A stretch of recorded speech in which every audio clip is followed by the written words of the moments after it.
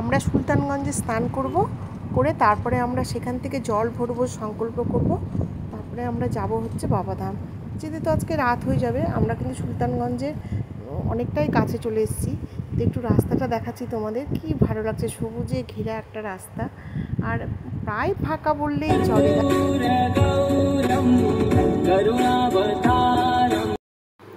রাস্তায় যেতে যেতে দেখছি এই জায়গাটা প্রচুর লোকজনের ভিড়, তাই ভাবলাম যে দেখি তো কী হলো। আমরা এখন পেট্রোল পাম্পে এসেছি আমাদের গাড়িতে তেল ভরার জন্য। তো এই জায়গাটা একটু ছায়া ছিল বলে আমরা সবাই এখানে এসে দাঁড়িয়েছি। আর ওই যে পেছনে গাছগুলো দেখছো খুব সুন্দর, ওখানে আমরা ফটো তুলব। তো ফটো টটো তোলা হয়ে গেছে, চলো এখন যাব।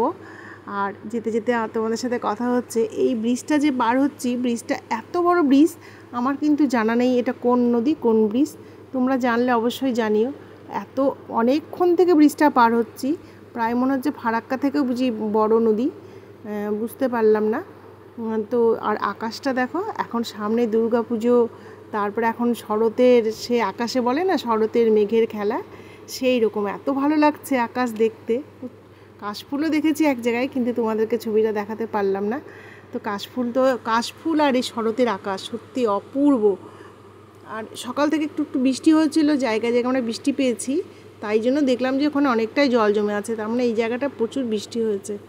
আর এখন আমরা যাচ্ছি, প্রচণ্ড গরম, মনে হচ্ছে কতক্ষণে স্নান করবো। আর এখানে দেখো কত মোষগুলো বাঁধা আছে, অনেকগুলো। তো এই রাস্তাটা পেরোতে পেরোতে তোমাদেরকে একটু ভিডিওতে দেখালাম। তো আমরা পৌঁছেই গেছি সুলতানগঞ্জ, এটা সুলতানগঞ্জেই। তো সুলতানগঞ্জ পৌঁছে দেখো আমরা ঘাটের এখানে এসেছি, আর দেখছি পুরো মাঠ, এই জায়গাটায় নাকি মেলা বসেছিল, পুরো মাঠ জুড়ে লোকজন ছিল। আর এই বড় বড় প্যান্ডেলগুলো করা হয়েছে লোকজন থাকার জন্য।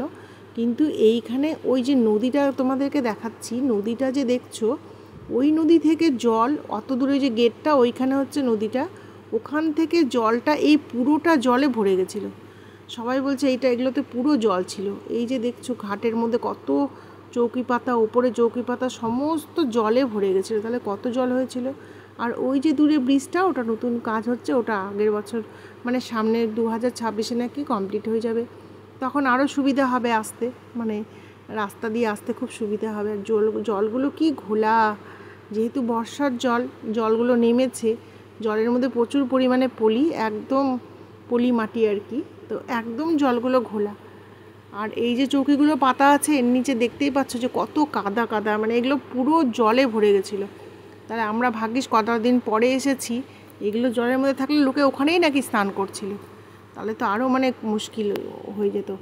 তা আমাদের স্নান টান হয়ে গেছে, আমরা একটা কপালে ভোলেনাথের একটা টিকা লাগিয়ে নিলাম, দিয়ে তোমাদের দেখাচ্ছি চারপাশটা কেমন।